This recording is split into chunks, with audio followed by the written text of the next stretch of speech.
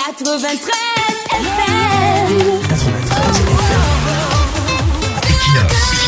Radio. Bonjour, le Cameroun compte à ce jour 368 partis politiques. Les partis politiques sont plus nombreux que les communes qui sont au nombre de 360. On peut suggérer que chaque commune pourrait avoir son parti. Les partis politiques sont plus nombreux que les ethnies si on s'en tient aux chiffres de près de 250 balancés par certains anthropologues. On pourrait également dire que chaque ethnie au Cameroun peut avoir son parti plus un demi en haut. Et si on parle de 368 partis politiques, on devine qu'il existe au moins 368 leaders politiques de la trame de présidents de partis. C'est-à-dire que même si on dissout tous les postes électifs ou politiques au Cameroun, au regard du nombre de partis, le Cameroun restera au moins avec 368 leaders politiques. Maintenant sur le terrain, est-ce qu'on voit alors ces 368 partis politiques?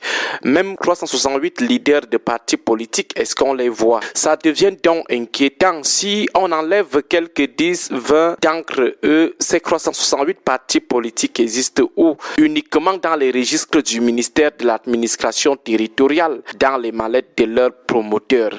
Les 368 leaders de ces 368 partis, à l'exception de quelques 10, 20, ils font leur politique où? Seulement la nuit. Depuis l'année passée, nous sommes en train d'amorcer la période préélectorale, la période qui précède une élection, la période au cours de laquelle on prépare les élections. Depuis là, on a observé combien de partis sur le terrain. Au moins 350 sont dans les buissons. Aucune trace d'eux. On ne sait pas s'ils sont encore en vie ou ils sont déjà morts.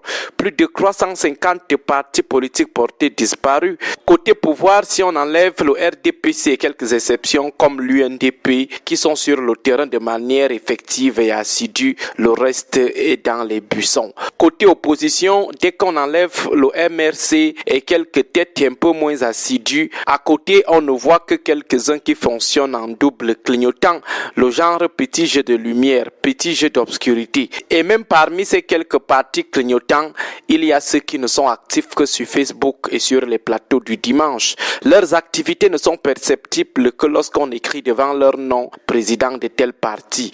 On peut même dire que ces partis n'existent que parce que leurs présidents sont invités régulièrement sur les plateaux du dimanche. En dehors du dimanche, en dehors des longs textes qu'ils partagent dans tous les groupes WhatsApp, en dehors de leurs directs sur Facebook et TikTok, on ne les voit nulle part. Aucune réunion, aucune convention, aucun congrès. Certains, vous voyez seulement leur tête affichée en grande une d'un journal de cette nouvelle presse camerounaise qui n'existe que sur les réseaux sociaux. Cette presse qui n'a pas 12 pages comme les autres. Après la première de couverture qui est comme un crack, il n'y a plus d'autres pages de ces journaux. En dehors de ces catégories sui generis de la presse écrite, vous ne verrez les visages de ces présidents de partis nulle part. Pourtant, on espère voir ces 368 partis politiques, ne serait-ce que pendant la saison électorale. Si un parti politique n'est pas visible pendant la saison électorale, le but de son existence, c'est donc lequel? Est-ce une ONG? Est-ce une association de femmes engagées de Kwaptamo? Est-ce un groupe de pression? Est-ce une secte?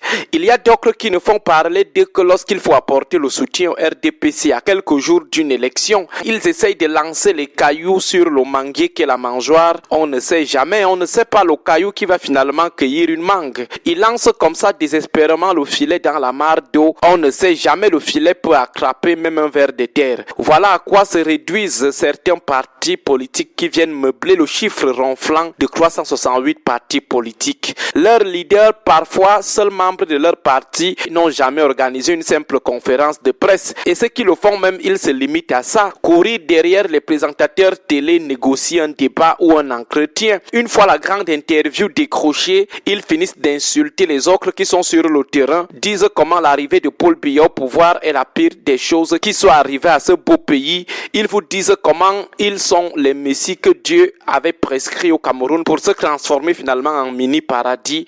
Après ça, ils disparaissent et attendent la prochaine grande interview qu'ils vont encore négocier. La même catégorie pilule, YouTube et TikTok. Vous fouillez Internet comme ça, vous tombez sur quelqu'un qui est en train de bavarder seul, avec seulement 2 likes ou avec 2 personnes connectées sur son direct. Il parle seul, disant comment en 2025, il va faire mal à Paul Biya. Il va montrer aux opposants qui sont sur le terrain depuis le 2018 comment on déracine un dictateur. La flagornerie dans le champ électoral camerounais est une réalité. Depuis octobre, Elekam manigance les choses avec la liste électorale qui est le socle d'une élection fiable. On a l'impression que c'est la seule affaire du MRC et de ses alliés. Le terrain même des inscriptions, seulement 3-4 partis. Les 364 sont dans les buissons. Leurs leaders attendent seulement Bakr Paul Biya aller-retour en octobre. La liste électorale nationale que l'ECAM cache depuis le 30 décembre 2024, ce n'est pas leur problème. Le MRC et ses alliés doivent se démerder à bousculer les responsables de l'ECAM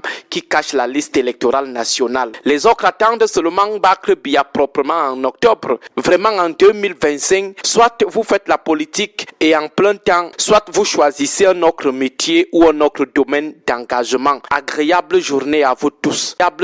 93 FM.